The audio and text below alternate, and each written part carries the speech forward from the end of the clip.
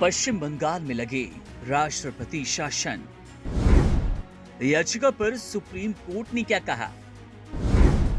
हम पर लग रहे कार्यपालिका में अतिक्रमण के आरोप।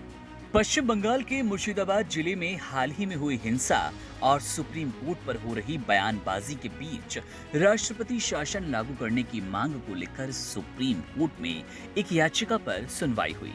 ये याचिका वकील विष्णु शंकर जैन द्वारा दायर की गई, जिसमें उन्होंने राज्य में कानून व्यवस्था की स्थिति को बेहद खराब बताते हुए केंद्र सरकार से पैरामिलिट्री फोर्स की तत्काल तैनाती की मांग की।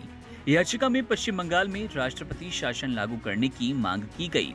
सुनवाई के दौरान सुप्रीम कोर्ट के जस्टिस बी.आर. गवई ने तीखी टिप्पणी करते हुए कहा कि कोर्ट पर कार्यपालिका के क्षेत्र में हस्तक्षेप करने के आरोप लग रहे हैं और याचिकाकर्ता चाहते हैं कि कोर्ट राष्ट्रपति शासन का आदेश जारी करे। उन्होंने कहा कि ये गंभीर विषय है और संविधान की सीमाओं का ध्यान रखना आवश्यक है। कोर्ट ने हालांकि विष्णु शंकर जैन को याचिका में एक अतिरिक्त आवेदन दाखिल करने की अनुमति दी। इस मुद्दे पर एक अन्य याचिका भी सुप्रीम कोर्ट में दाखिल की गई, जिसे वकील शशांक शेखर झा ने दायर किया।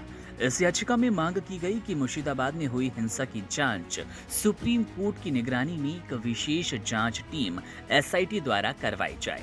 याचिकाकर्ता का कहना है कि राज्य प्रशासन हिंसा को रोकने में पूरी तरह विफल रहा और निष्पक्ष जांच के लिए कोर्ट की निगरानी आवश्यक है।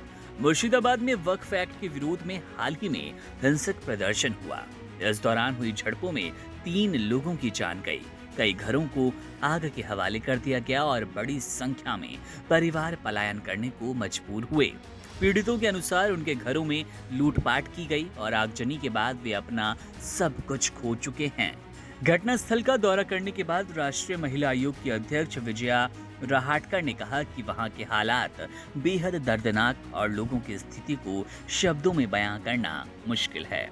राज्यपाल सहित कई अधिकारी मौके पर पहुंचे और स्थिति का जायजा ले चुके हैं।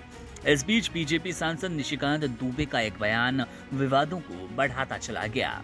उन्होंने कहा कि देश में जहां भी गृह युद्ध जैसी स्थिति बन रही है, उसके लिए सुप्रीम कोर्ट और मुख्य न्यायाधीश संजीव खन्ना जिम्मेदार है। विपक्ष ने इस बयान को लेकर बीजेपी को घेरा, जबकि पार्टी ने खुद को सांसद के बयान से अलग कर दिया। सुप्रीम कोर्ट में चल रही सुनवाई में ये बयान चर्चा में रहा। कोर्ट ने स्पष्ट किया कि संवैधानिक संस्थाओं के बीच संतुलन बनाए रखना जरूरी है और ऐसे मामलों में गंभीरता से विचार किया जाएगा। मामला अभी विचाराधीन है और अगली सुनवाई में कोर्ट के रुख पर सबकी निगाहें टिकी हुई है।